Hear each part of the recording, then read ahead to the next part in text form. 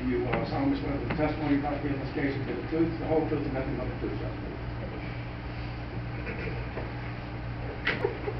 Would you please state your name and address for the record? My name is Julie Mayfield. My address is 29 North Market Street, Suite 610 in Asheville, North Carolina. And are you a Duke customer? I am personally not a Duke customer, but I am here speaking also on behalf of my family, which owns property in Jackson County, and so we are Duke customers. Do you have a statement you wish to make this evening? I do.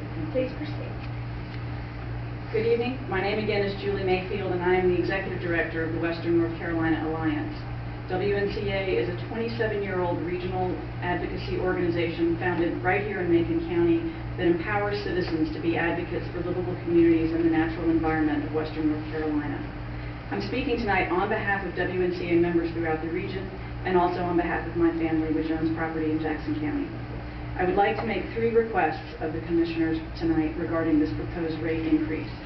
First, I ask that you deny the portion of the rate increase earmarked for the new Cliffside coal-fired unit. I believe we are standing at a crossroads in our energy use. One path represents the status quo and leads to a future of human and environmental change and suffering that we cannot yet fully fathom. The other represents a future based on clean, renewable energy, energy conservation, and energy efficiency, and is the path we must take if we have any hope of sustaining the life we enjoy today.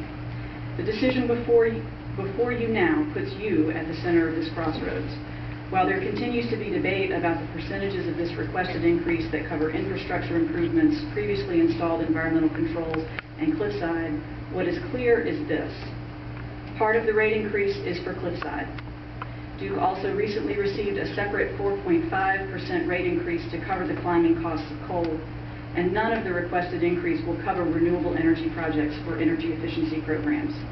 All of this tells me that we are heading down the wrong path, and I ask you to use this opportunity to move us to the right one by denying at least that portion of the rate increase earmarked for Cliffside. Second, I ask you to deny the portion of the rate increase earmarked for the pollution controls installed as a result of the Clean Smokestacks Act. I do not have an objection to Duke customers paying for these controls. Indeed, the Western North Carolina Alliance was one of the organizations leading the charge for that bill, and we are proud of the positive environmental legacy it will leave for North Carolina residents. However, part of the bargain struck to pass the Clean Smokestacks Act was that Duke would receive a 5-year rate freeze instead of having to go before you for a rate restructuring hearing that would likely have reduced their rates.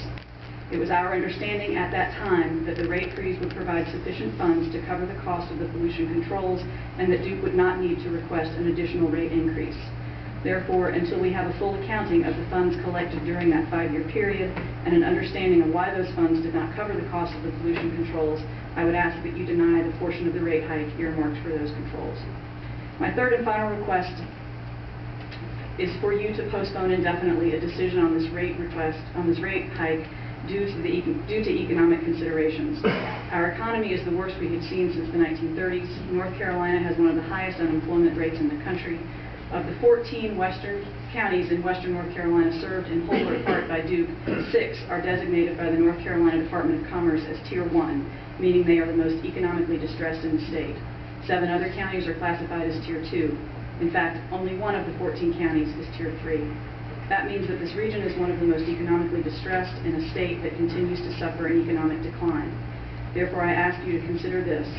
Regardless of your views about global warming, Cliffside, or the cost of pollution controls, please postpone this entire rate increase until North Carolina's economy has begun to recover.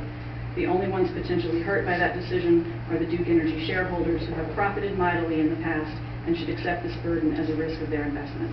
Thank you for the opportunity to speak tonight, and I appreciate your consideration of these comments. Thank you, Ms. Mayfield. We appreciate your coming.